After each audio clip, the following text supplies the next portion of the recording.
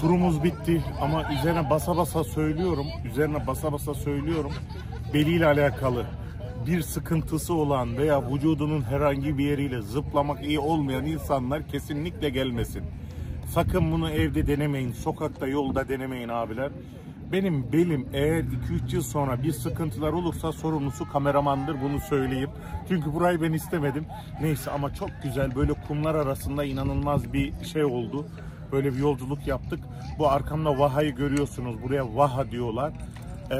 Bu suyun olduğu yerde insanlar tabii şimdi otellerine, hostellerine gidecek. Bizim otelimiz biraz daha böyle bir 15 dakika uzaklıkta. Şimdi yavaş yavaş akşam oldu. Güzel bir yemek yiyip dinlenme zamanı. Ama en büyük problem, biz bu kumlardan nasıl arınacağız? Her tarafımın şu anda kulak, ağız içi, gözlük, her tarafım Kolombiya pantolon, her taraf şu anda kumlarla dolu.